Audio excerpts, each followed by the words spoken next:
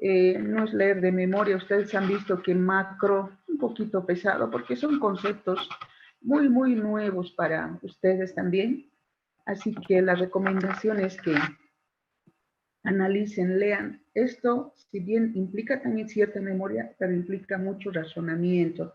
Y eso es importante para mí, que mi alumno aprenda a razonar, ¿sí? Porque en el trabajo, cuando vayan a desempeñarse, aquí no les van a preguntar qué es política monetaria, ¿no es cierto? Sino más bien necesitamos gente que razone, que haga propuestas interesantes. Una vez que se solucione esta pandemia, imagínense, hay que planear prácticamente medidas de política económica se van a asumir para reactivar la economía. ¿Qué medidas de política económica se van a asumir para reactivar la economía? Eso es importante, ¿no es cierto? Ahorita el aparato productivo del país realmente está muy, muy precario. Entonces se necesitan soluciones. Posterior a esta pandemia se necesitan muchas soluciones. Y es de eso de lo que estamos hablando en este tema. Los grandes objetivos que tienen que lograr las autoridades económicas, ¿no? Aumento de la producción, del Producto Interno Bruto. Ustedes saben que al aumentar la producción, eso implica que haya más trabajo.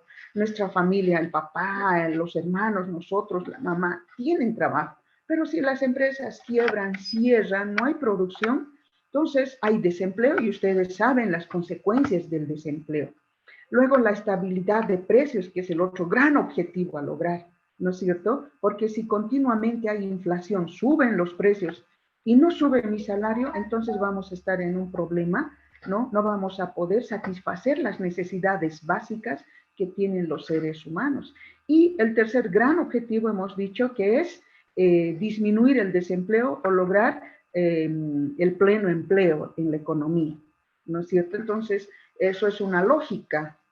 En una economía, si hay mucha gente desempleada, pues está en crisis.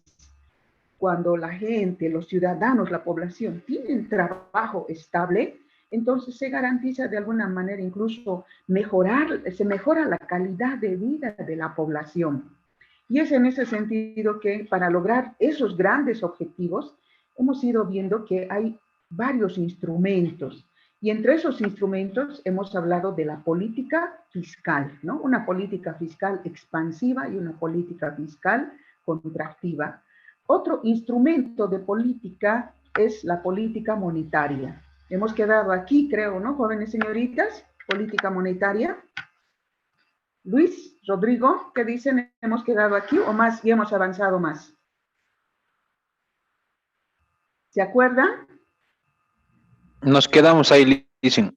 Muchísimas gracias, muy amable.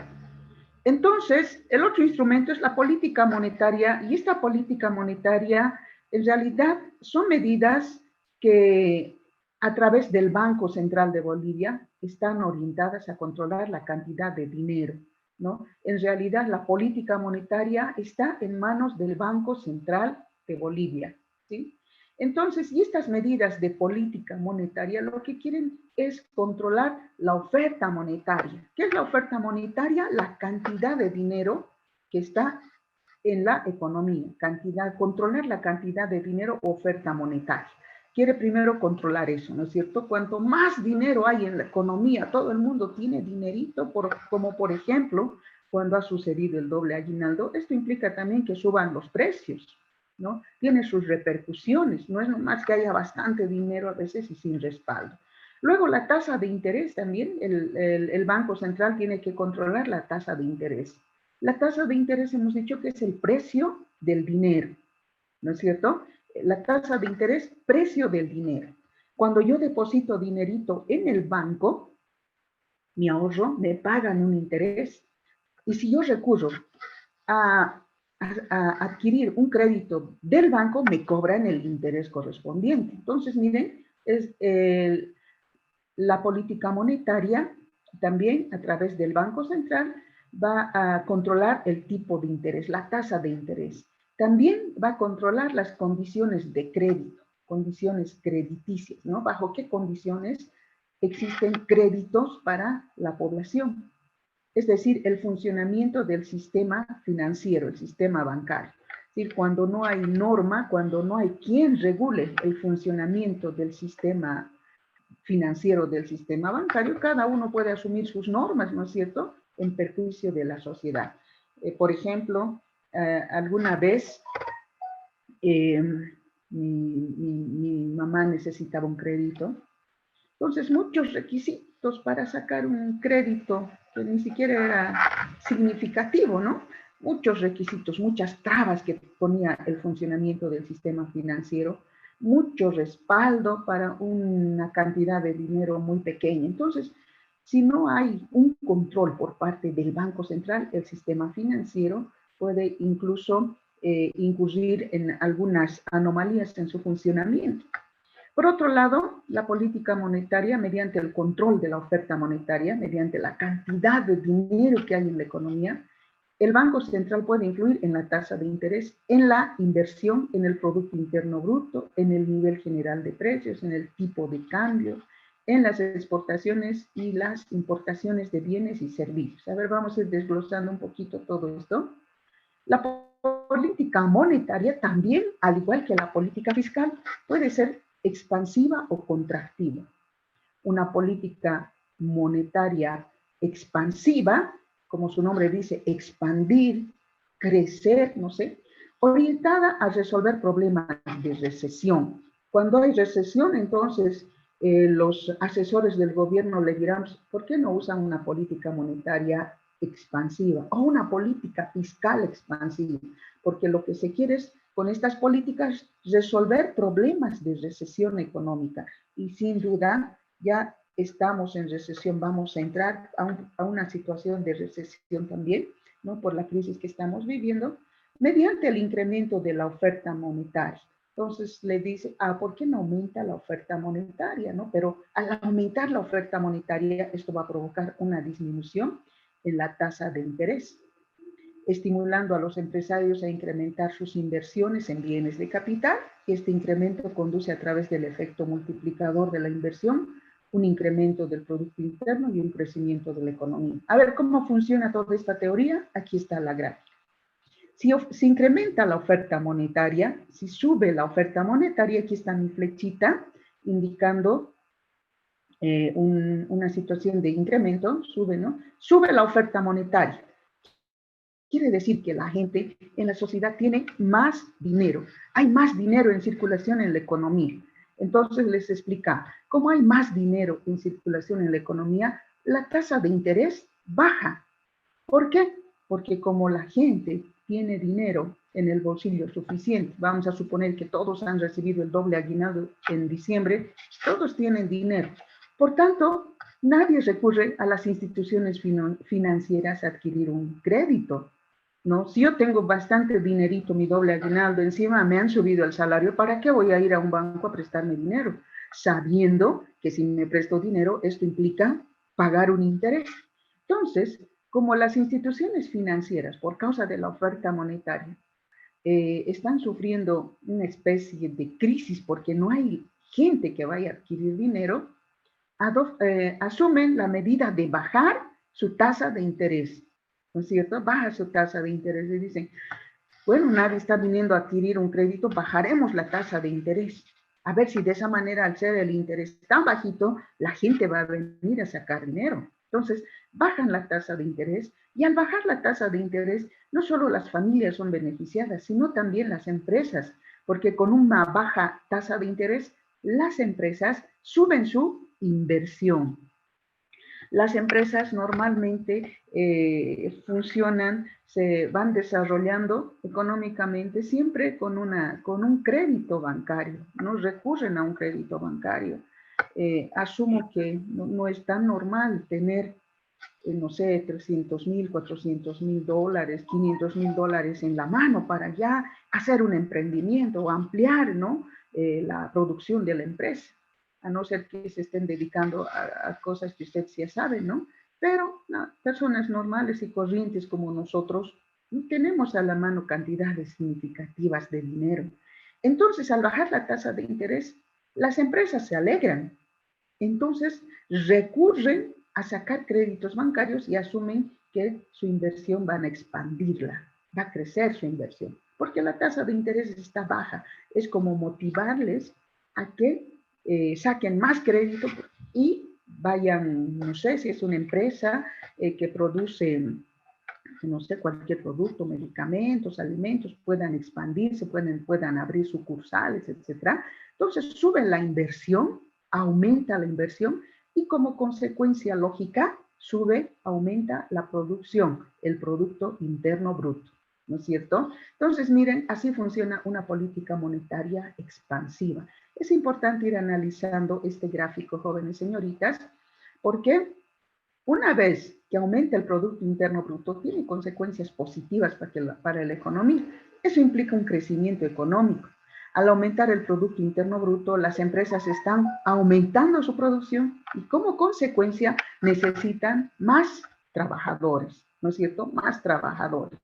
Entonces, hay estabilidad laboral, mucha gente ya está trabajando, las familias están logrando mejorar sus niveles de vida, etcétera, ¿no es cierto? Entonces, miren qué importante es ver en algún momento de recesión cómo aplicar la política monetaria expansiva. Y lógicamente también hay una política monetaria contractiva que funciona de manera inversa. Esta es la explicación teórica, pero les voy a explicar la parte gráfica, que es mejor.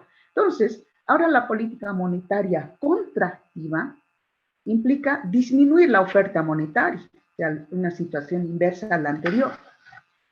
Ahora, si disminuye la oferta monetaria, si no hay doble aguinaldo, no nos han subido el salario, es más, nos han reducido el salario, etcétera. Entonces, en la economía no hay mucho dinero circulando, las familias, las empresas no tienen mucho dinero, es más, están escaseando. En ese caso, las familias, las empresas, estamos como que obligadas a recurrir a un préstamo. A veces, alguna vez yo escuché en la radio, dice, no sé, el magisterio, la cooperativa del magisterio rural está ofreciendo crédito para que usted compre material escolar. O sea, puede ser la situación crítica a tal extremo que no haya dinero ni para comprar material escolar para los hijos. Entonces, de esa manera, como no hay dinero en la economía, las instituciones financieras saben ese detalle y dicen, no tienen plata, por tanto van a venir a sacar crédito. Muchos van a venir a sacar crédito. Y en ese momento ellos suben la tasa de interés. Como dice el refrán, río revuelto, ganancia de pescadores, ¿no? Entonces, el Banco Central está viendo el comportamiento, ¿no?, de la economía. ¿Qué está pasando con el dinero? Baja la oferta monetaria, no hay dinero en circulación, hacen subir la tasa de interés. Y como no tenemos dinerito, la sociedad, las empresas están escaseando de dinero, corriendo vamos al banco a sacar un crédito y ellos lo hacen subir la tasa de interés. Y al subir la tasa de interés, lógicamente, la inversión para las empresas va a disminuir. Las empresas pueden decir, bueno, trabajamos solamente para el interés, no nos conviene sacar crédito, como la tasa de interés ha subido, entonces disminuye el nivel de la inversión.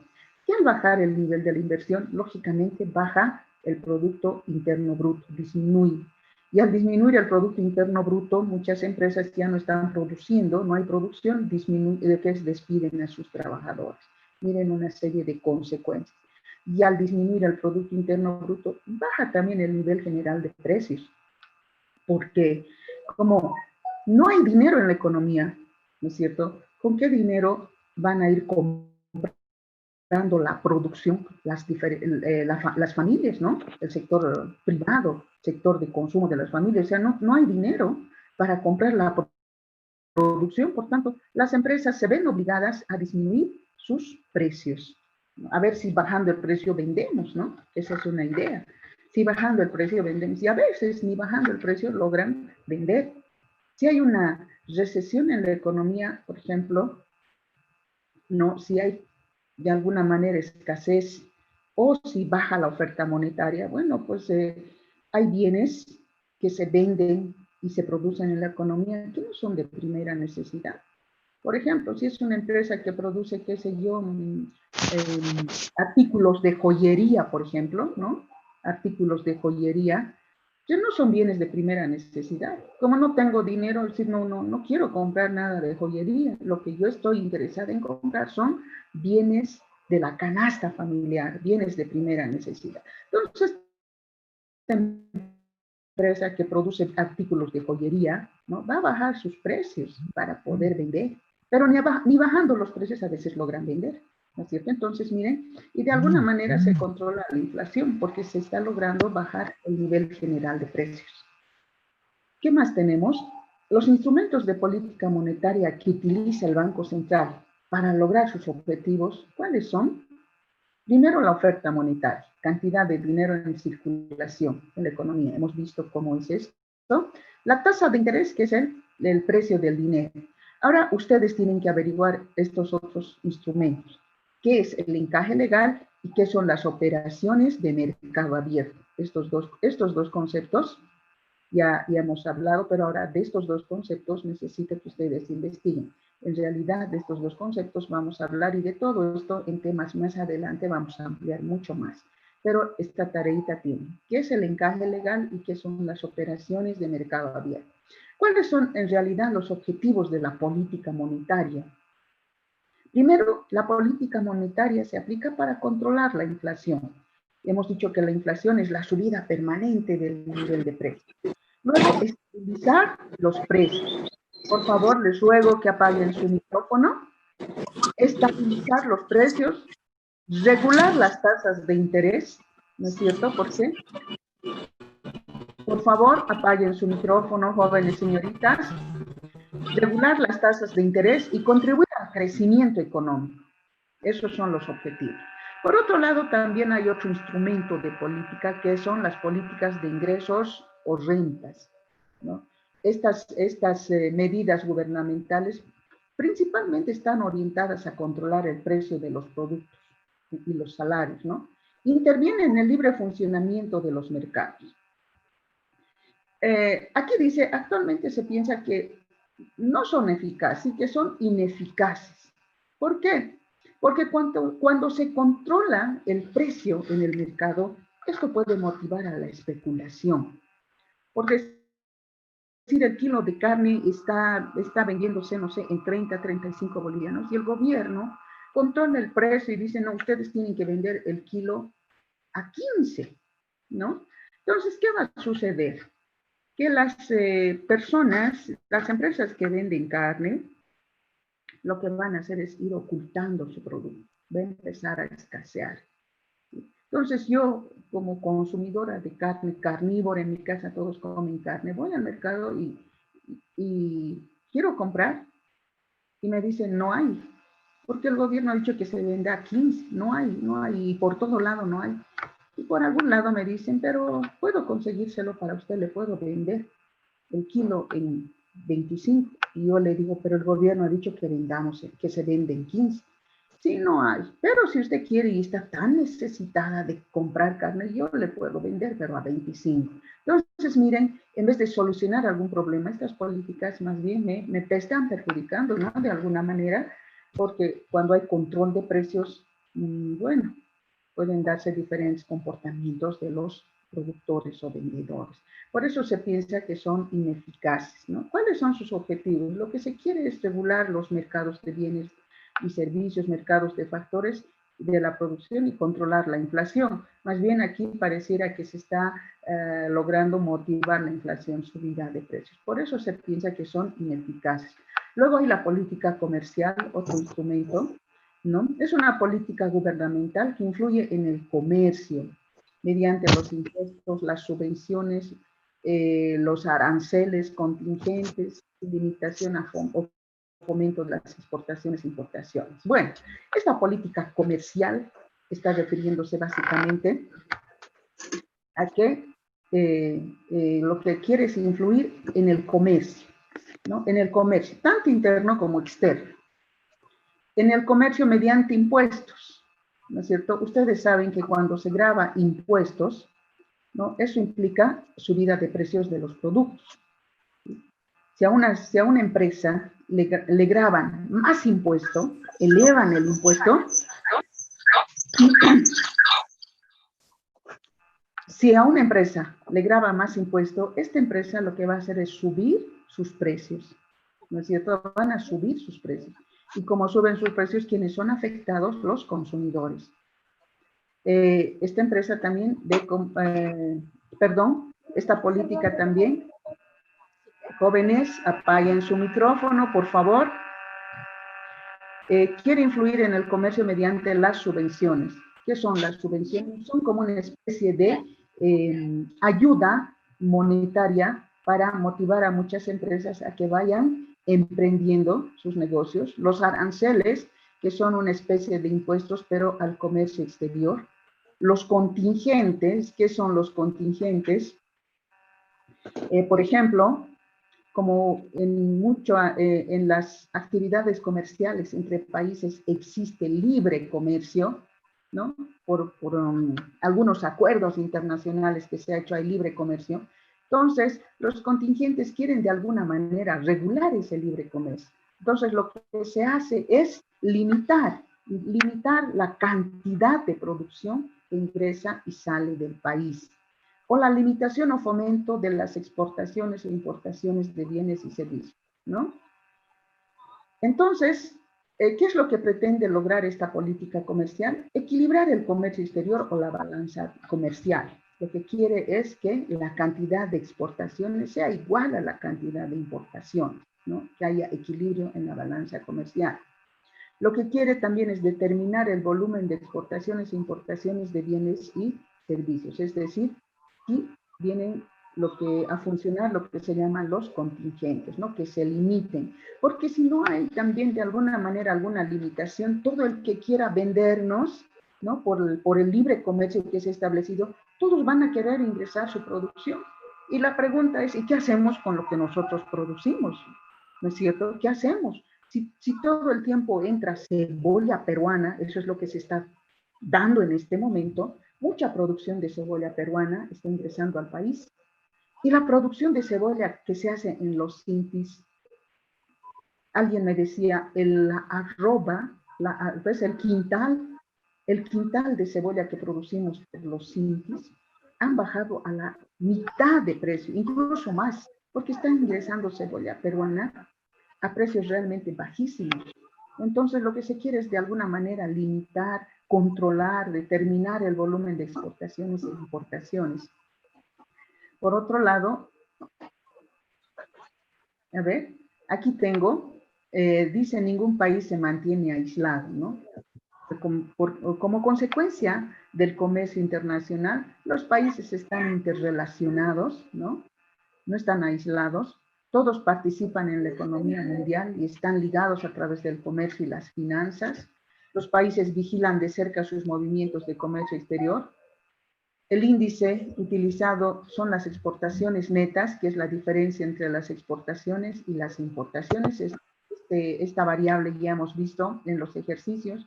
Cuando las exportaciones superan a las importaciones, tenemos un superávit y a la inversa un déficit. Nosotros siempre queremos como país que las exportaciones sean superiores a las importaciones, es decir, que nosotros como país queremos vender más y comprar menos. Eso implica superávit. Pero si vendemos menos y compramos más, eso implica un déficit. La expansión del comercio internacional aumenta la eficiencia y el fomento del crecimiento económico. Bueno, esto dice la teoría, ¿no? Que cuando el comercio internacional se expande, crece, fomenta el crecimiento. Sin embargo, si uno ve la realidad, la expansión del comercio ha empobrecido a algunos países en lugar de que haya crecimiento. Cuanto más relacionadas están las economías de diferentes países, las autoridades prestan más atención a la política de comercio exterior. Bueno, es una especie de resumen. Otro instrumento es los sistemas de tipo de cambio, ¿no? Corresponde a la gestión del mercado de divisas. ¿Qué es el mercado de divisas? Es el mercado de moneda extranjera. Una divisa es una moneda extranjera. Y una moneda, el dinero es una mercancía también, porque existe mercado del dinero donde hay oferta de dinero y demanda de dinero. En el comercio internacional de un país incluye su tipo de cambio, que representa el precio de su propia moneda expresada en términos de monedas de otros países. En síntesis, ¿qué es el tipo de cambio? Es el precio de una moneda en términos de la otra moneda. Enseguida vamos a ver con un ejemplo. El tipo de cambio es el precio de una moneda en términos de otra moneda. Por ejemplo, un dólar, ¿cuánto está ahorita el tipo de cambio dólar boliviano? Juan Carlos. 6.97. 6.97. Entonces, ¿qué me está diciendo? Ahorita, un dólar cuesta, perdón, un dólar cuesta 6.97 bolivianos, ¿no? Eso me está diciendo, ese es el tipo de cambio. Los países adoptan diferentes sistemas para regular sus divisas. Algunos países dejan que los tipos de cambio sean determinadas por la libre oferta y demanda, ¿no? Tipo de cambio libre, flexible en el mercado. No se está fijando, no se está controlando, no hay un tipo de cambio fijo. Aquí, por ejemplo, otros países establecen un tipo de cambio fijo frente a otras monedas. Pero cuando se deja la libre oferta y demanda, ¿no? El tipo de cambio se constituye en libre o flexible. Entonces, como les decía, el dinero también es una mercancía y en el mercado existe oferta y demanda. Hay otra política que se llama la política de oferta. Estas políticas de oferta están orientadas a incentivar el trabajo y la producción, incorporando mejoras tecnológicas y disminuyendo los costos de producción y su competitividad en el mercado. Entonces, estas políticas de oferta lo que quieren es incentivar el trabajo y la producción. ¿Cómo? Mejorando la tecnología, disminuyendo los costos de producción. De alguna manera, al mejorar la tecnología para las empresas, se disminuyen los costos de producción. Por ejemplo, si hay una empresa que no tiene una tecnología de punta, necesariamente está utilizando bastante mano de obra, ¿no? Muchos trabajadores. Al tener muchos trabajadores, esto implica más salarios, más aguinaldos, ¿no? Más pago de seguros, de beneficios. Pero si la tecnología mejora, entonces esto implica que ya no necesita muchos trabajadores, ¿no? Puede reducir a la mitad sus trabajadores teniendo una tecnología de punta. Bueno, desde el punto de vista empresarial, a mí me conviene menos trabajadores y más tecnología. Desde el punto de vista consumidora, a mí me conviene que me den trabajo, ¿no es cierto? Entonces, miren, esa es la situación. Cuando se introduce tecnología, se disminuyen los costos de producción y su competitividad en el mercado. Es decir, la competitividad en el sentido de que ahora hay mejores precios, menores precios, y nosotros cuando vamos al mercado nos fijamos en el precio, ¿no es cierto? Y adquirimos más aquellos productos que son más competitivos en el mercado, ¿sí? Que son de mejor calidad y menos precio. ¿Cuáles son esos instrumentos que maneja esta política de oferta? La producción, la tecnología y el trabajo. ¿Qué objetivos implican? Incrementar la producción de bienes y servicios utilizando la tecnología, equilibrar el mercado de trabajo y mejorar la productividad de la mano de obra. ¿Cómo se va a mejorar la productividad de la mano de obra? Esto implica producir más, ¿no? En menor tiempo. ¿Sí? Producir más en menos tiempo. Si tengo una empresa que produce tejido o que es chompas tejidas, es decir, a los colegios, si mi trabajo es manual, esto implica pues, mucho tiempo de trabajo, ¿no? ¿En cuánto tiempo voy a tejer 300 chompas, 500 chompas, 1000 chompas, si esto es manual? Pero si se implementa tecnología, con la tecnología, pues, lo que tejía en un mes voy a tejer en un día, ¿no es cierto? Las máquinas tejedoras van a hacer un trabajo bastante acelerado y tal vez no sé cuántas máquinas tejedoras podrá controlar o podrá utilizar una sola persona. Entonces, lo que se mejora es la productividad de la mano de obra. Y tengo finalmente la política cambiaria. ¿Cómo funciona la política cambiaria? Está orientada a estabilizar el tipo de cambio para lograr objetivos. ¿Cuáles son sus instrumentos? Primero, la devaluación de la moneda, que estimula las exportaciones y restringe o encarece las importaciones de bienes y servicios. y la revaluación de la moneda. Miren, utiliza la devaluación y la revaluación. ¿Cuáles son sus objetivos? Pretende equilibrar los grados de dependencia con el resto del mundo. ¿Funciona esto? Les he puesto un ejemplito aquí, un ejemplito numérico. A ver, le vamos a preguntar ¿a quién le preguntamos? Es importante participar, si quiero, un poquito, mis queridos jóvenes y señoritas, porque, bueno, estamos aprendiendo. No lo sabemos todo, pero estamos aprendiendo. A ver, yo tengo este cuadro, ¿sí? Ahorita el tipo de cambio está 6.96, 97, bueno. Ahorita un dólar está a un precio de 6.96 bolivianos, ¿no? Debería poner aquí bolivianos.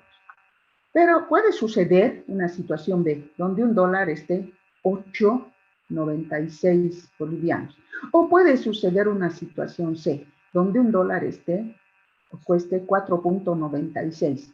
Ahora, mi pregunta para cualquiera. ¿En qué situación de estas tres, de la B o la C, habría devaluación de la moneda? ¿En qué situación habría devaluación? ¿Perdón? En la B, en la B. En la B. ¿Por qué en la B? Porque está más caro el dólar en la moneda nacional. Exacto. Ahorita, si se da una devaluación, por eso está la teoría de esta penúltima diapositiva, he preferido hacerla con un ejemplito, ¿no? He preferido hacer esto. Entonces, miren, en la situación B, se da una devaluación de la moneda. Y aquí les he puesto, una moneda se devalúa cuando hay que dar más moneda nacional por una moneda extranjera, ¿no es cierto? La moneda nacional ahora vale menos frente a la moneda extranjera. Entonces hay devaluación porque ahora, si bien antes vamos a suponer que daba por un dólar, yo daba 6.96 bolivianos, ahora mi moneda se ha devaluado frente al dólar. Por un dólar ahora, por causa de la devaluación, tengo que dar 8.96 bolivianos, ¿no? Esta es una situación de devaluación. La moneda nacional vale menos frente a la moneda extranjera. Por el mismo dólar, antes daba 6.96, ahora por el mismo dólar tengo que dar más moneda nacional, ¿no es cierto? Es una situación de devaluación. Y en el caso C, se tiene, cuando se da una situación de revaluación, una moneda nacional por una moneda extranjera. La moneda nacional vale más frente a la moneda extranjera. En este caso hay una revaluación de mi moneda. Ahora por el mismo dólar tengo que dar menos moneda nacional, ¿no? Entonces, aquí hay una situación de devaluación y aquí hay una situación de revaluación. Ahora, en mi diapositiva dice, perdón, la devaluación de la moneda estimula las exportaciones y restringe o encarece las importaciones de bienes y servicios. Entonces, ¿cómo funciona esto?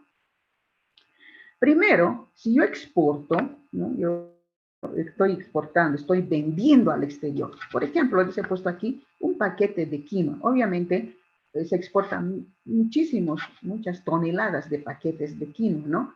Si yo exporto o vendo un paquete de quinoa que cuesta $1, yo al exportar ese paquete de quinoa que cuesta $1, a mí me van a pagar 6.96, ¿no es cierto? En este momento.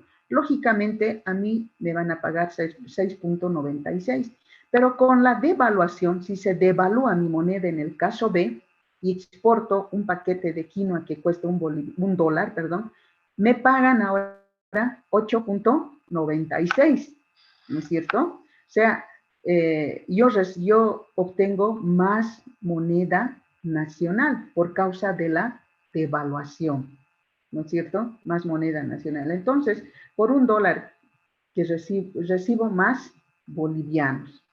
Por un dólar recibo más bolivianos en esta situación. Entonces, este ejemplo me está ilustrando, esta situación dice, la devaluación de la moneda estimula las exportaciones, ¿no? Y restringe o encarece las importaciones de bienes y servicios. En este caso, con la devaluación, se ve que se está estimulando las exportaciones. Los exportadores aquí están felices, ¿no es cierto? Porque ahora reciben más moneda nacional. En este sentido, en este ejemplo, ustedes ven la situación de las exportaciones. Lo que ustedes ahora tienen que desarrollar es la situación de las importaciones y la revaluación de la moneda. Van a estudiar dándose un ejemplo. Ya les he puesto aquí que es la revaluación de la moneda.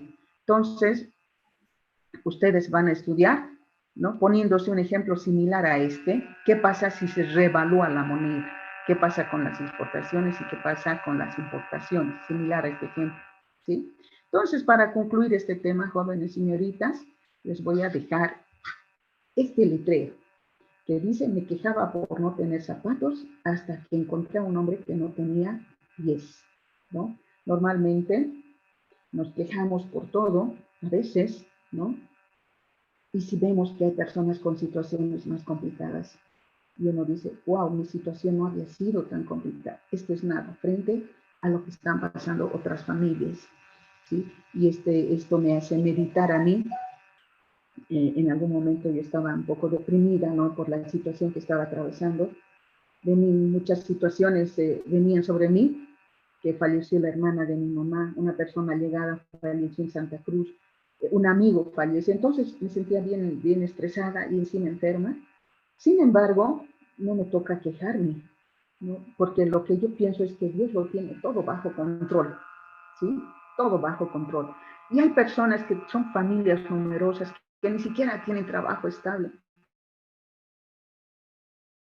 Entonces lo que puedo decir es: Señor, gracias por lo que estoy pasando. Tú lo tienes todo bajo control, ¿no es cierto? Y mi situación no es nada comparando con familias que están pasando realmente situación difícil, en la que ni siquiera tienen dinero para comprarse medicamentos. Entonces, es importante tener esa visión, ¿no? No quejarnos por todo, sino dar gracias a Dios por todo lo que tenemos. Dejarles este mensaje para que vayan reflexionando, jóvenes señoritas. Y en este sentido es que quiero pasar a explicarles el tema 2. ¿Sí? Quiero entrar ya al tema 2. En el tema 2 implica contabilidad nacional o cuentas nacionales, ¿sí? Este tema también ustedes ya lo han resumido, pero muchos me han hecho copiar, pegar, han hecho trabajos a la ligera. Bueno, yo también he sido estudiante y de alguna manera a veces nos da flojera, pues, ¿no? Pero sin embargo, jóvenes señoritas, bajo este sistema de educación virtual, es importante ya ponerle muchas ganas de parte del estudiante, ¿no es cierto? Ya no es una situación presencial donde lo que yo hacía es sacar a mis estudiantes a la pizarra, hacíamos ejercicios, y es una como especie de presión para que mi alumno estudie. Pero en este caso ya no hay eso, ya no les estoy viendo, ¿no? Entonces, lo que yo estoy haciendo es dar trabajos, estamos haciendo ejercicios, y aquí la incertidumbre que me queda, ¿se habrán hecho todos? ¿O habrá hecho uno solo y le han puesto en el grupo y no saben? En fin, entonces lo que toca es confiar en que el alumno le está poniendo ganas. Y vamos a ver la contabilidad nacional. Y la pregunta aquí sería, ¿cuál es la utilidad de la contabilidad? Una empresa hace su contabilidad. ¿Para qué? ¿Por qué necesita su contabilidad?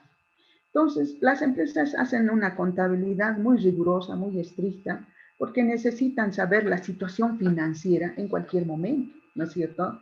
Entonces, de esa manera, ¿no? En el mismo sentido, también la economía, por eso dice contabilidad nacional, se hace una contabilidad nacional para saber cuál es la situación actual, ¿no? Que se tiene en el país. Y en lo que se refiere a la contabilidad nacional, aquí tenemos un conjunto de cuentas que miden la producción, el ingreso y el gasto. Ese es el conjunto de cuentas fundamentales que maneja la contabilidad nacional. Producción, ingreso y gasto, realizada por los diferentes sectores de la economía de un país. Sabemos que la economía tiene 3 sectores, ¿no? Sector privado, público y externo. Entonces, lo que se quiere ver es cuál es la producción, cuál es el ingreso y cuál es el gasto que están realizando esos diferentes sectores de la economía, esos tres sectores, el sector privado, público y externo. ¿Qué permite la contabilidad? Permite medir la actividad económica, ¿no? La contabilidad nacional me permite medir la actividad económica que se está realizando en un país. ¿Qué tal a ustedes viajan a otro lugar y les preguntan cuál es el nivel, no sé, cuál es el valor del Producto Interno Bruto de tu país? Ay, caramba, no sé, ¿no es cierto? Entonces, la contabilidad nacional nos permite medir esa actividad económica, como ustedes ven aquí, la producción, Producto Interno Bruto, cuál es el ingreso que hay, cuál es el gasto que se está realizando. También realizada por los diferentes sectores de la economía. ¿Qué registra? Registra las transacciones de un determinado periodo de tiempo, normalmente un año. Es importante. ¿Por qué es importante?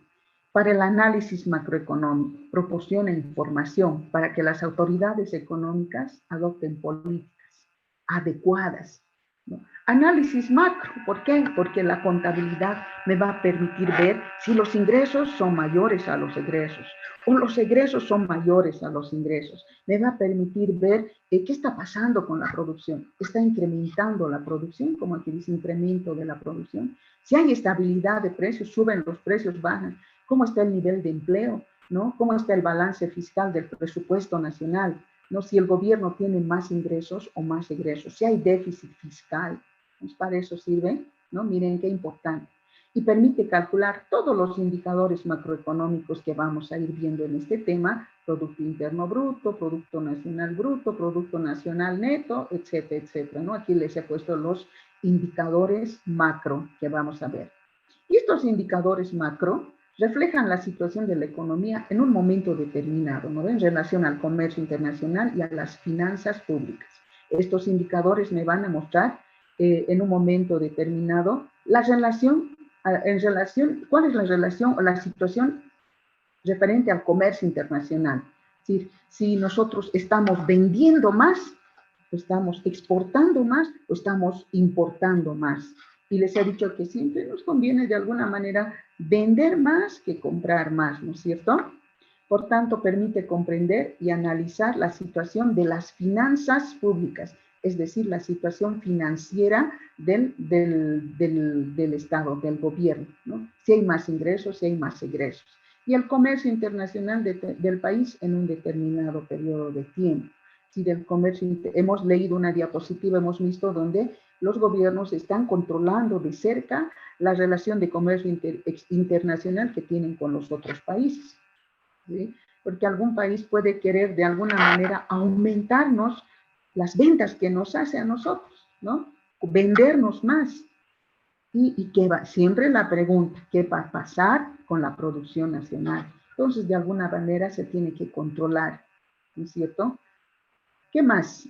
El Producto Interno Bruto, ya lo hemos visto en el tema 1, es un indicador que mide el valor de la producción de bienes y servicios finales que se producen en el interior del país durante un periodo de tiempo por factores de producción nacional y extranjera. Hemos repetido bastante esta variable y hemos visto que se mide logrando una sumatoria del precio por la cantidad de un bien final, precio y cantidad del otro bien final. Al multiplicar precio por cantidad, estamos obteniendo el valor monetario, ser en dólares, ¿no? Porque aquí yo estoy midiendo el precio del pan por la cantidad del pan. Entonces, ¿cómo puedo medir precio del pan por la cantidad más el precio, por decir, de los cuadernos producidos por la cantidad de cuadernos? Estoy midiendo pan, cuadernos, aquí estoy vendiendo zapatos, o que es produciendo zapatos, o sea, diferentes bienes, ¿no? Entonces, ¿cómo puedo lograr sumar esa producción? Convirtiéndolo en valor monetario. Entonces, precio del pan por la cantidad de pan producido, hago esa multiplicación y obtengo el valor monetario. Lo mismo para este otro bien. Y ahora sí puedo sumar valor monetario más el valor monetario más el valor monetario y voy a lograr el producto, el valor del Producto Interno Bruto de mi país, ¿sí? Luego tengo el Producto Nacional Bruto. Como su nombre dice, Producto Nacional, nacional. Aquí tengo Producto Interno Bruto y aquí tengo el Producto Nacional Bruto. otro importante indicador macroeconómico. ¿Qué mide el Producto Nacional Bruto? Mide el valor de la producción de bienes y servicios finales, miren, se parece al Producto Interno Bruto, producidos por factores de producción nacionales situados en el país o en el extranjero. ¿Cuál es la diferencia con el Producto Interno Bruto? El Producto Nacional Bruto, nacional, la palabra clave, va a medir la producción de bienes y servicios finales, pero producidos por factores de producción nacionales, pero que estén situados en el interior o en el extranjero. El Producto Interno Bruto solo medía los factores que están en el interior, por eso se llama Producto Interno. Pero el Producto Nacional mide toda la producción que se hace, sea por nacionales, sea estos situados adentro del país o en el extranjero. No se olviden que hay empresas nacionales o que ya hay empresas, claro, nacionales, pero que están operando en el extranjero también. Entonces, el Producto Nacional Bruto va a contabilizar, ¿no?, a los factores que producen, ¿no?, ya sea que estén situados en el interior o en el extranjero. Por eso dicen mis nacionales, que están también afuera, pero que yo los contabilizo en el Producto Nacional Bruto. Por eso dice independientemente del lugar donde se encuentre. Entonces, nuevamente, el Producto Nacional Bruto mide el valor de la producción de bienes y servicios finales. Producidos, ya hemos hablado qué son bienes y servicios finales, ustedes también han investigado, producidos por factores de producción nacionales que estén situados en el país o que estén en el extranjero. Este indicador macroeconómico va a contabilizar la producción de mis nacionales que estén situados dentro de mi país y que también estén en el extranjero, ¿no es cierto? En el extranjero. El Producto Interno Bruto no contabilizaba la producción en el extranjero, la producción de mis nacionales en el extranjero, por eso dice Producto Interno. Pero el Producto Nacional ya es más amplio y contabiliza la producción que está de mis nacionales situados en mi país o en el extranjero. ¿Cuál es la fórmula del Producto Nacional Bruto? Es igual al Producto Interno Bruto, más la renta de residentes nacionales, menos la renta de residentes extranjeros. Y aquí tengo toda la especificación, ¿no? Producto Nacional Bruto, etcétera, para que no digan, ¿qué es RRE, qué es RRN? Por ahí van a pensar que es un partido político que ya nos queremos postular, ¿no ven? No. Entonces, aquí están las referencias. Por tanto, si despejamos del producto, miren, si despejamos del Producto Nacional Bruto, el Producto Interno Bruto, tenemos la otra fórmula que enseguida les voy a mostrar. Pero yo tengo esta fórmula del Producto Nacional Bruto y aquí tengo 1, 2, 3 variables. Esta fórmula me permite despejar cualquiera de estas variables, ¿no es cierto? Se puede despejar y aquí de esta fórmula del Producto Nacional Bruto, si despejo el Producto Interno Bruto, yo voy a tener que Producto Nacional Bruto es igual a más renta de residentes extranjeros menos renta de residentes nacionales. De esta también sigo despejando. Aquí es un manejo de fórmulas. ¿Y qué más tengo aquí? Por otro lado, voy a ver también la metodología del cálculo del PIB. ¿Cómo calculo el PIB? Hay 3 metodologías para calcular el PIB. Y la primera metodología es mediante el flujo de la producción, mediante el flujo del gasto y mediante el flujo del ingreso o renta nacional. 3 metodologías para calcular el PIB. ¿Sí? La metodología mediante el flujo de la producción, un poquito vamos a repasar, no voy a hacer todito porque ya les he mandado un video explicativo, incluso la producción del pan. Vuelvan a ver ese video, por favor. En ese video hemos obtenido el valor agregado. Mediante el flujo de la producción, consideramos 2 procedimientos. El primer procedimiento es tomando en cuenta solamente la contabilización del valor de bienes y servicios finales, ¿no? Entonces, no se olviden que el Producto Interno Bruto contabiliza la producción de bienes y servicios finales y con esta metodología, ¿no? El primer inciso dice, se toma en cuenta solamente la contabilización del valor de bienes y servicios finales, excluyendo la contabilización de bienes y servicios intermedios. ¿Sí? Los bienes finales están disponibles para el consumo y no son utilizados para producir otros bienes. Considerando el método del valor agregado a los bienes y servicios finales por las empresas en las diferentes etapas de producción, este es el procedimiento más adecuado para medir el PIB, por cuanto las empresas también contabilizan el valor de su producto final, ¿no ve? Y el valor de sus productos intermedios comprados de otras empresas. Por tanto, el Producto Interno Bruto es el valor de la producción menos el costo de los productos intermedios. Toda esta diapositiva, la anterior, esta tabla y toda la explicación de la tabla, jóvenes señoritas, está en el video explicativo. ¿Sí? Y en conclusión dice, no vamos a volver a repetir porque ya está en el video explicando paso por paso. Han visto el video y han hecho también los ejercicios, ¿no es cierto? Y en conclusión hemos dicho que considerando el valor de los bienes y servicios finales que se producen en economía, el Producto Interno Bruto, vamos como haciendo un resumen, es el valor de mercado de los bienes y servicios finales que se producen en el interior de un país por factores de producción y extranjero en determinado periodo de tiempo, un año, como conclusión, ¿no?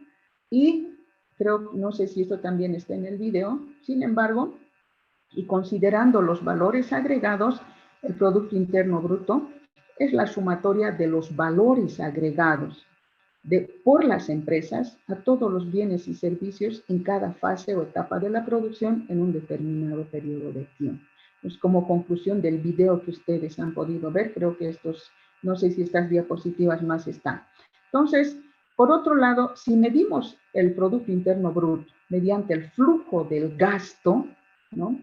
Mediante el flujo del gasto, el Instituto Nacional de Estadística, el INE, es la institución que se encarga de medir los indicadores macroeconómicos. Si yo quiero saber el valor del PIB, el valor del Producto Nacional Bruto, etc., eso estoy asumiendo que tiene los indicadores exactos el INE.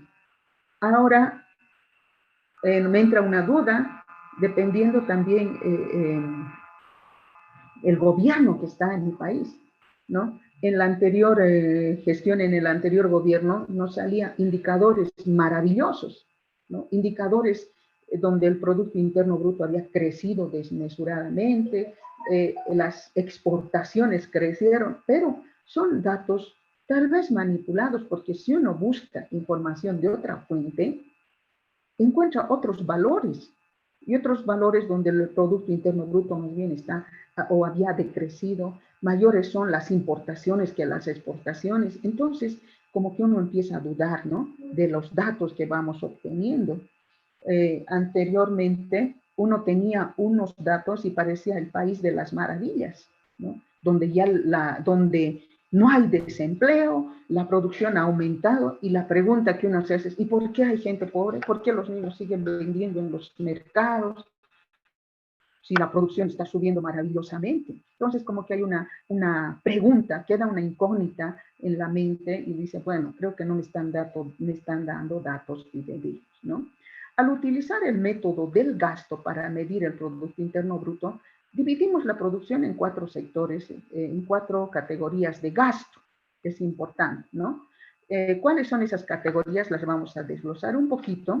El valor del Producto Interno Bruto depende del gasto que realiza cada uno de los sectores de la economía. Cuando hablo la medición mediante el flujo del gasto, entonces tengo que ver quiénes gastan en mi economía. Y aquí me está diciendo que gastan cada uno de los sectores de la economía, ¿no es cierto? ¿Y quiénes son esos sectores? Las categorías de gasto, ¿cuáles son? Primero, el consumo de bienes y servicios. ¿Quiénes consumimos? Las familias.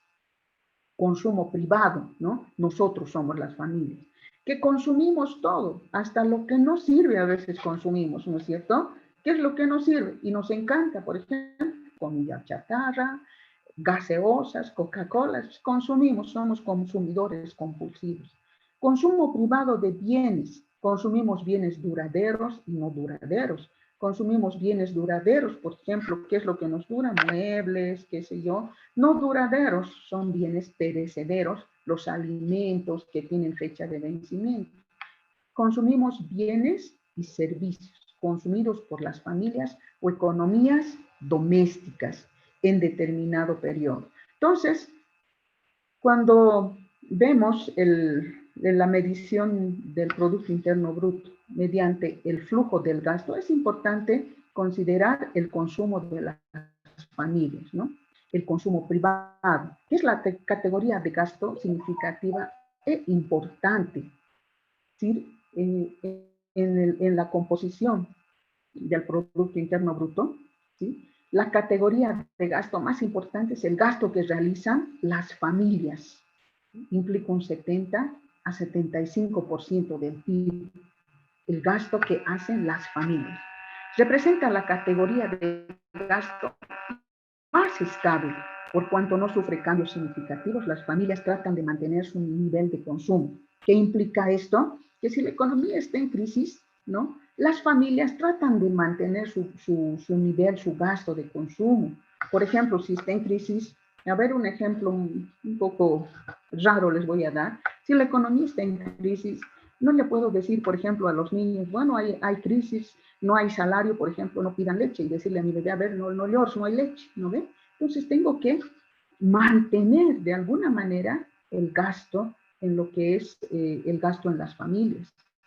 Bueno, trataré de sustituir, si hay crisis en la economía, trataré de sustituir, si antes a mis bebés les daba leche, una leche de excelente calidad, ahora rebajaré mi calidad, pero seguiré dándoles leche.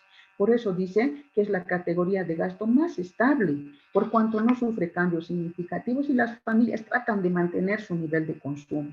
Si la economía está en crisis, no voy a decir, no, ahora está en crisis la economía, por tanto, no hay desayuno. Con una comida al día nos quedamos contentos. No se puede hacer eso, ¿no? Las familias tratan de mantener su gasto de consumo.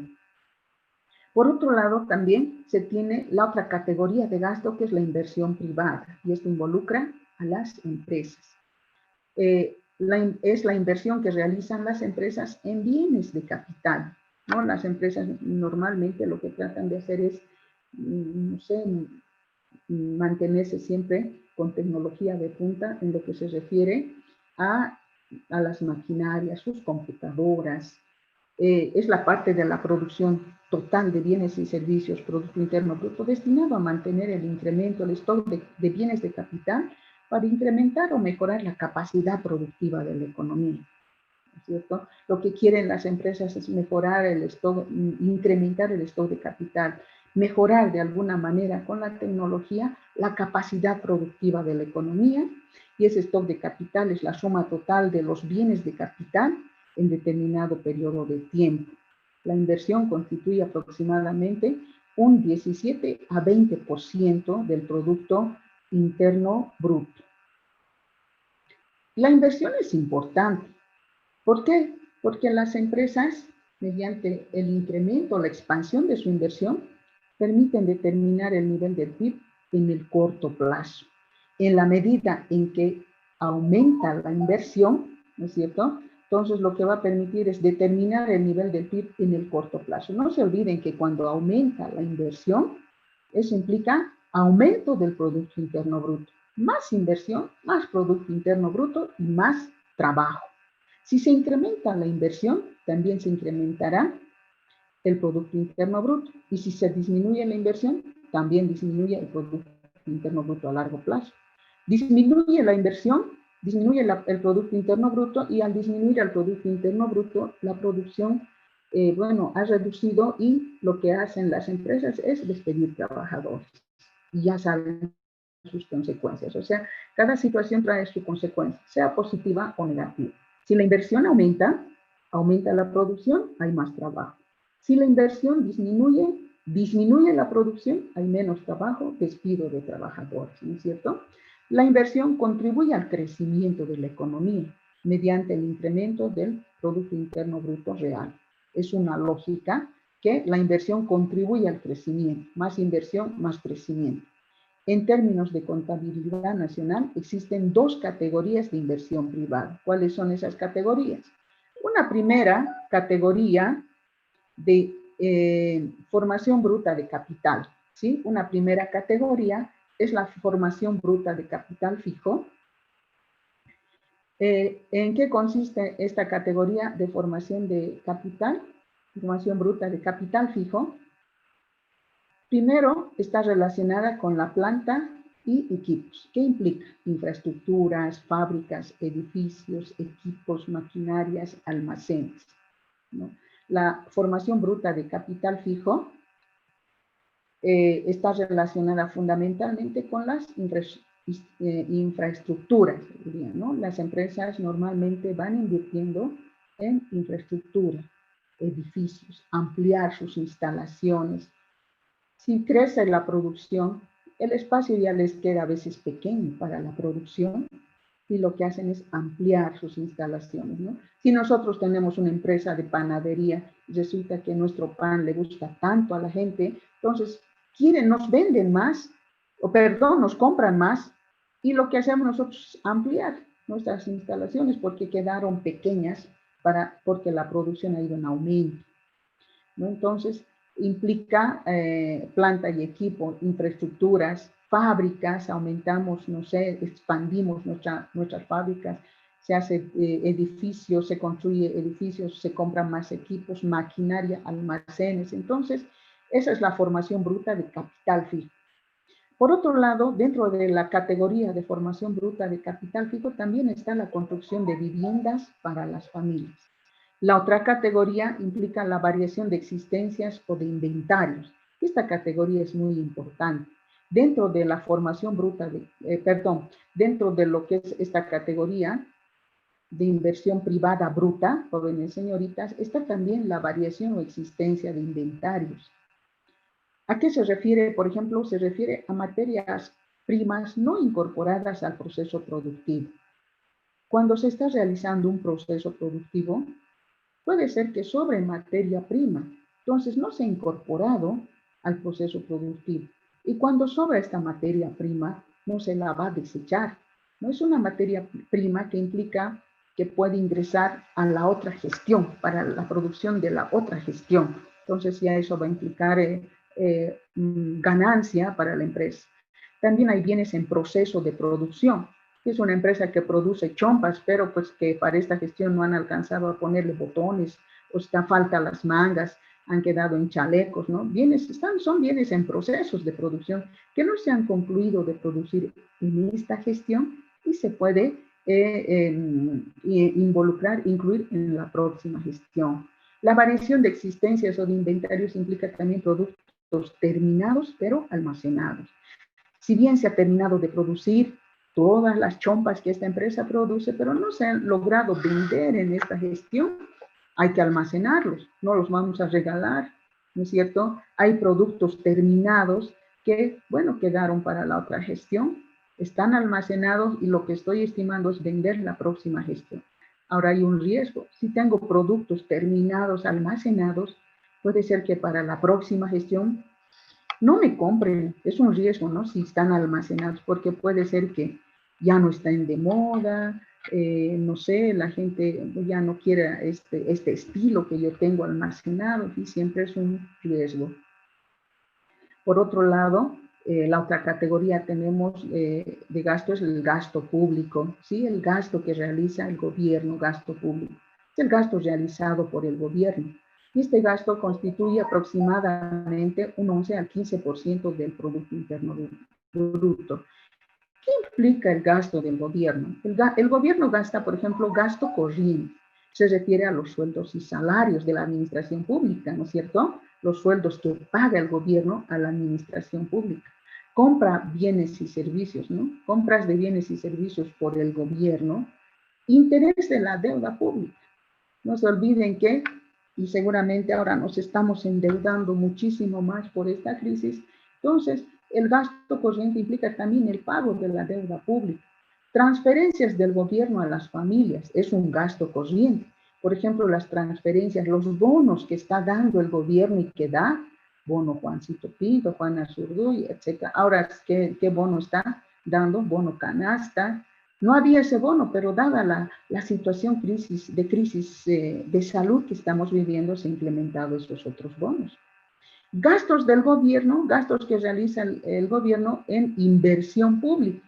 El otro gasto que realiza, por ejemplo, es construyendo carreteras, escuelas, hospitales, aeropuertos, mercados, ¿no? Son la otra categoría de gasto del gobierno, ¿no? Y nos conviene a nosotros también que gaste, pero que gaste, por ejemplo, en infraestructuras, pero adecuadas. Lo que se ha estado dando en este último tiempo es, bueno, se construyen escuelas, se ha hecho un tinglado de una escuela hace años, ¿se acuerdan? Ese tinglado de mala calidad se ha caído sobre una alumna, creo que no sé si la niña ha fallecido, ha quedado herida, no me acuerdo. Lo que se espera es que este gasto en inversión pública que realice el gobierno sea de calidad, ¿no es cierto? De calidad. Y la última categoría de gastos son las exportaciones netas o saldo de la balanza comercial, que es la diferencia entre las exportaciones menos las importaciones.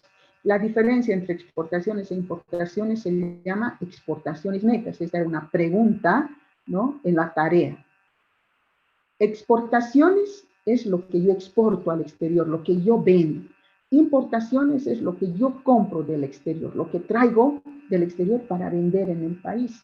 Entonces, la diferencia entre exportaciones e importaciones se llama exportaciones netas, pero también se llama saldo de la balanza comercial. Nosotros estamos trabajando con este nombre. Ahora, qué importante es el resultado, jóvenes señoritas. Si las exportaciones son mayores a las importaciones, si yo tengo unas exportaciones de 10 menos 5, me da un 10 menos 5, me da un valor de 5 positivo.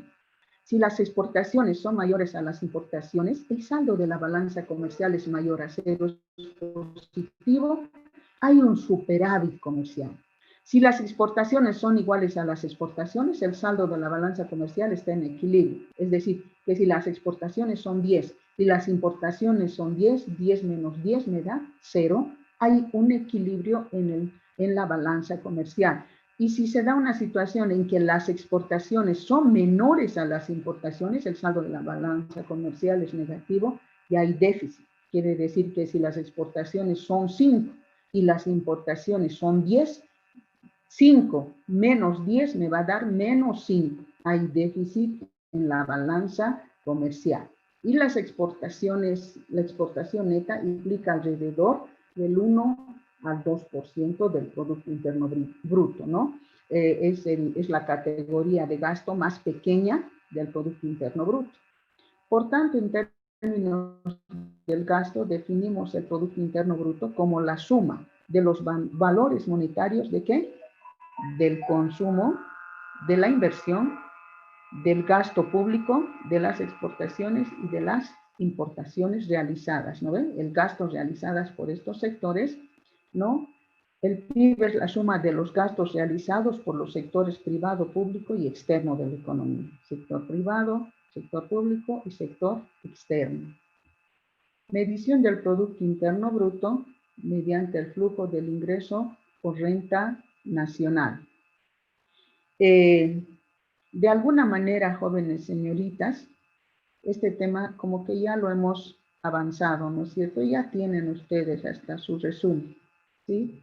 Pero vamos a dar examen hasta aquí. Medición del Producto Interno Bruto mediante el flujo del ingreso por renta nacional. Entonces... Lice, no se le ha escuchado, Lice. ¿No se escucha? No se le ha escuchado, ¿qué dijo? Ya, no se preocupe, voy a repetir. El examen, jóvenes señoritas, vamos a darlo hasta aquí. No hemos acabado de explicar el tema 2. De alguna manera ustedes ya han hecho un resumen, hasta había ejercicios por resolver. La dificultad de los ejercicios es que han querido resolver ya nomás, sin leer la teoría. Esa es una dificultad. Pero si ustedes leen la teoría, ¿no ve? No va a haber problema. Si leen la teoría, se resuelven los ejercicios porque son bien facilitos. Sumas, restas y aplicación de fórmulas. ¿Ya? Entonces, el examen vamos a dar hasta aquí. Miren, medición del PIB mediante el flujo del ingreso renta nacional. Aquí tienen un gráfico, un flujo circular, un gráfico, y aquí está explicando el gráfico. Esta es la explicación del gráfico. Aquí tenemos una economía de solo dos sectores. Una economía no solo tiene dos sectores. Aquí dice, esta economía tiene dos sectores. A las empresas como unidades productoras y a las familias como unidades consumidoras. Pero en una economía no solamente hay empresas y familias, hay gobierno, hay resto del mundo. ¿Y dónde están ellos? En esta economía solo estamos considerando dos sectores. Un tipo de economía, un modelo un tanto ficticio. Y si no existe este tipo de economía, ¿para qué lo estamos considerando? Lo estamos considerando para entender mejor el funcionamiento de la economía.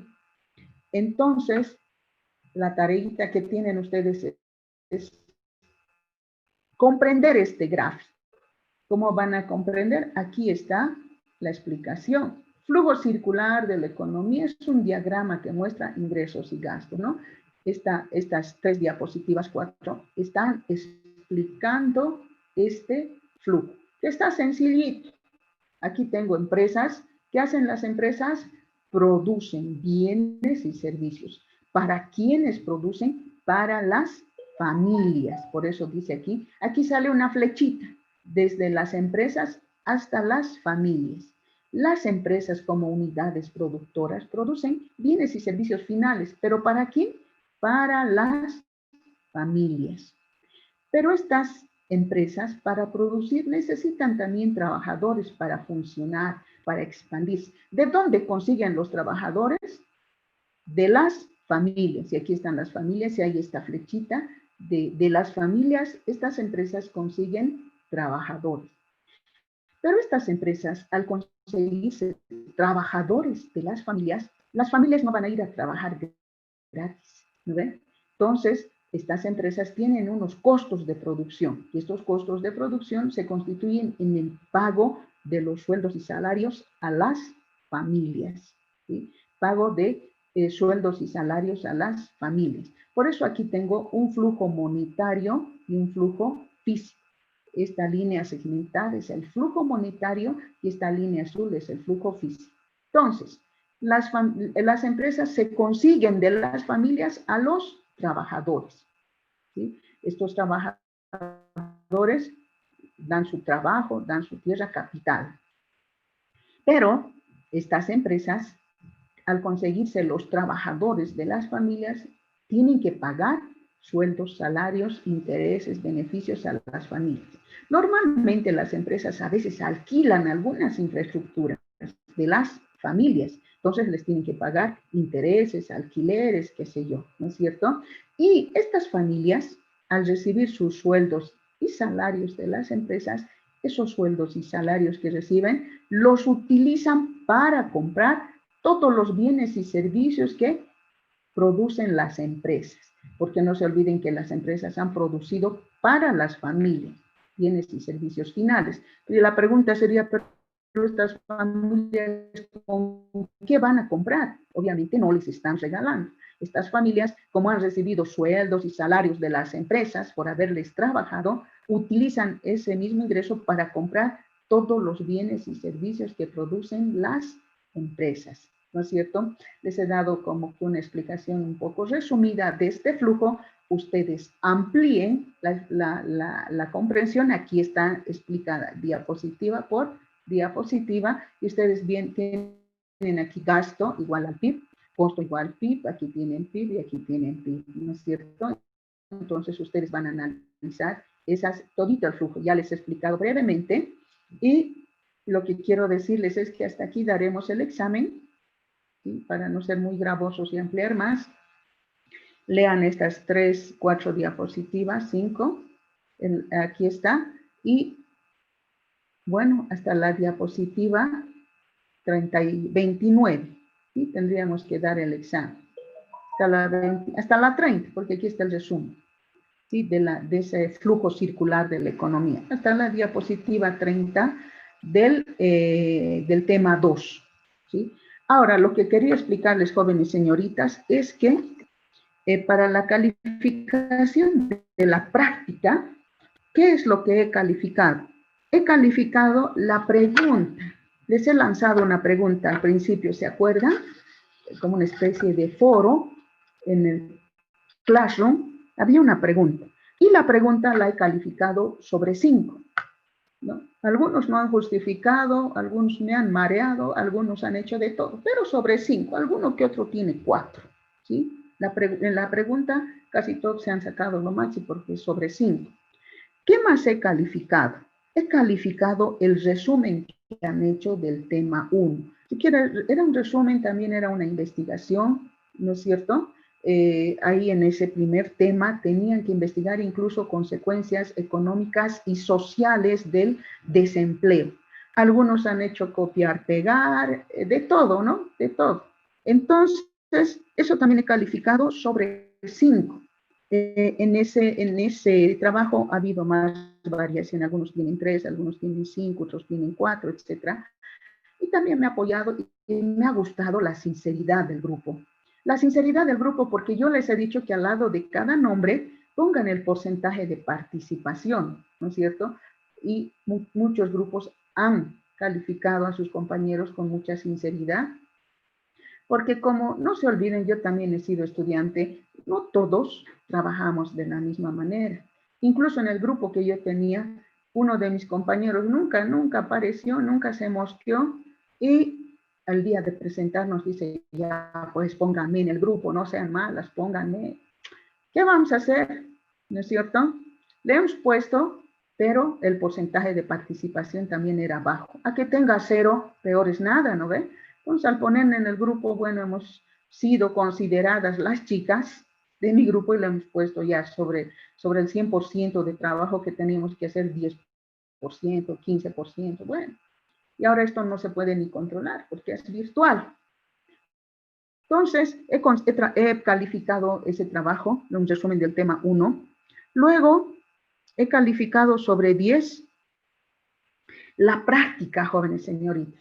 Han resuelto calcular el PIB, crecimiento de la economía, PIB real, PIB nominal, el IPC, ¿se acuerdan?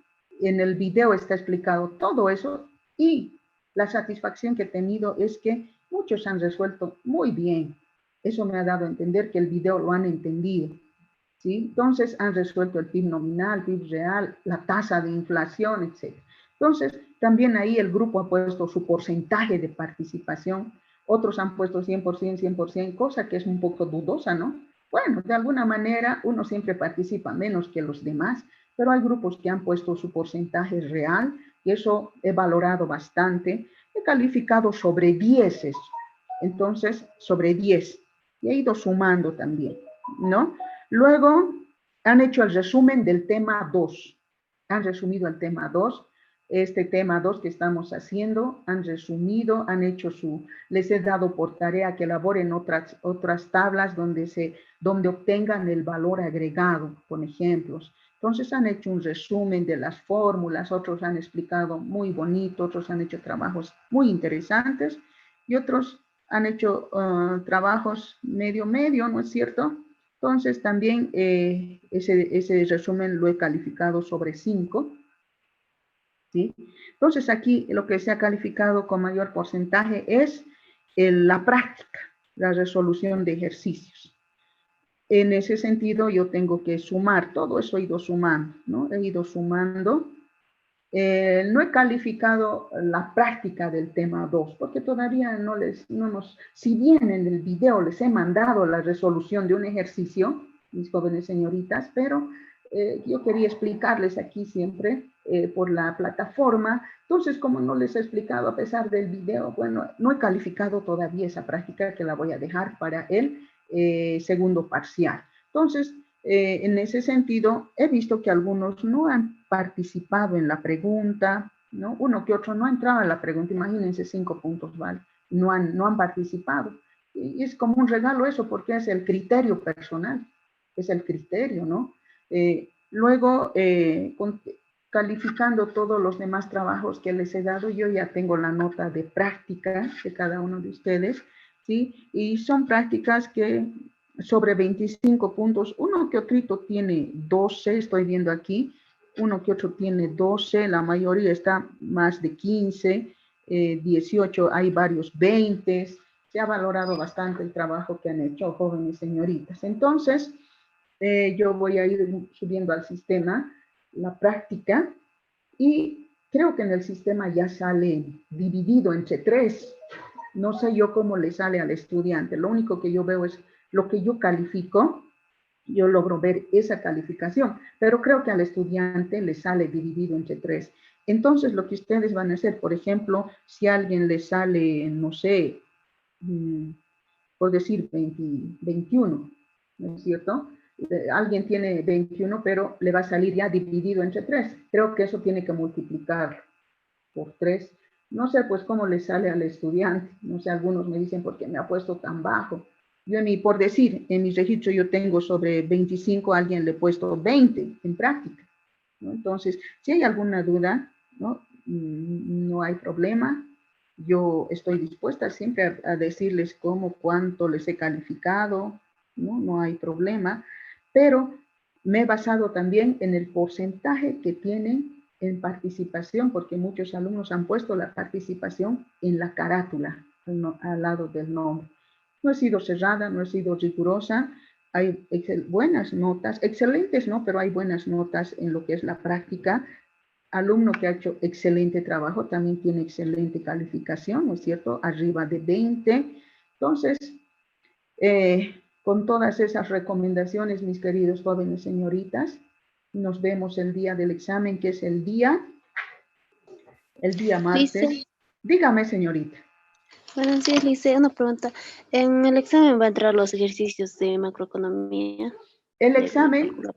siempre es teórico y práctico, ¿no es cierto? Teórico y práctico, es mixto. Ahora no sé si habrá más práctica o más teoría, pero es importante el razonamiento. El razonamiento, miren, aquí hay bastante razonamiento. Si bien las diapositivas no son muchas, ¿no? Poquito, pero a veces el alumno lo toma a la ligera y dice, ay, qué poquito. Entonces, bastante razonamiento en esa teoría y práctica. Por eso les decía al principio, por favor, para no perder el tiempo, alístense bolígrafo azul o negro, pero bolígrafo, porque incluso me han mandado en la práctica fotos de, Dios mío, me estoy acordando ahorita, fotos de la resolución de ejercicios, pero que han hecho con lápiz y me han mandado fotos y no se lee, no he podido leer. Eso también ha involucrado bastante en la calificación del trabajo. Si yo no puedo hacer en la computadora, ¿no es cierto? Y lo hago manualmente, mínimamente me esfuerzo en hacer números bien dibujados, letra bonita sin borrón, o sea, lo han rayado ahí y ahí sobre eso han escrito el número correcto. Entonces, imagínense, me ha dolido mi cabeza, ya estaba con dolor de cabeza, encima me han aumentado mi dolor, ¿no? Porque quería leer, quería entender algún, si han hecho con lápiz, no se lee, no se puede leer y han sacado foto con reflejo de luz, hasta cierta parte se lee, luego la luz no deja leer. Entonces, bueno, ¿qué iba a hacer? Pero han hecho, ¿no? Hay que valorar eso y tiene alguna calificación, no será la mejor, pero tiene nota. Es decir, yo he puesto, he manejado el criterio de que no ha hecho maravillas, pero ya ha hecho. Otros han hecho en la computadora, han resaltado con color el resultado. Hay que destacar el trabajo de algunos grupos, excelente trabajo, excelente, con mucha voluntad, ¿no? Han diferenciado el título con un color. Les digo todo esto para que vayan haciendo los próximos trabajos así, diferenciando el título con un color, letra más grandecita, no sé, han hecho un trabajo con mucha voluntad. Hay trabajos a la ligera, en los resúmenes copiar, pegar, de todo, ¿no? De todo. Entonces, en ese sentido es que he ido calificando. No he puesto 0, ¿no? Jamás, no pongo 0, porque ya al final el alumno ha hecho. Excelente, regular, malo, pero ha hecho. y merece una calificación. Entonces, por favor, jóvenes señoritas, se van a listar su hoja en blanco y su bolígrafo, porque inmediatamente acabando el examen, ustedes tienen que mandarme una fotito de los ejercicios auxiliares y de la resolución del ejercicio también, ¿ya? Ahora, no sé si a este grupo tocará más ejercicios, menos ejercicios, no sé. Entonces, voy a ir preparando el examen. De todos modos, siempre prepárense su hoja y su bolígrafo. Y en el examen, por favor, se pide datos personales. Si no tienen los datos personales, por ejemplo, nombre, no, pues no, ¿cómo voy a calificar? ¿De quién será este examen? No voy a poder adivinar. En algún momento a mis alumnos decía, por favor, su nombre, todo lo que se pide. No soy adivina, solo soy profesora. Entonces, lo primero, el nombre y los datos. Si les pide correo electrónico, su correo. Todo lo que se pida, anote, por favor. ¿Alguna duda más? Listen, la parte de los ejercicios de las fórmulas, dijo que iba a explicar en el segundo parcial. O sea, no va a entrar ese ejercicio en este parcial. No va a entrar, señorita, no va a entrar. Si bien les he mandado el video, pero no hemos explicado todavía todas estas fórmulas que quedan en este tema, ¿no es cierto? Ajá. Y como ustedes se fijan, no es difícil, pero sí hay que memorizar bastantes fórmulas y razonar. No solamente el razonamiento está en juego en esto, sino razonamiento y memorización también, ¿no es cierto? Pero ahora ni siquiera van a ir memorizando. Todos van a dar con libro abierto, ¿no es cierto, señorita? Todos van a estar con su libro abierto, ¿sí? Es el sueño hecho realidad. Aunque yo siempre cuando era estudiante quería dar mi examen con libro abierto. Y hemos pedido en proyectos libro abierto, ya nos ha dicho, pero era un examen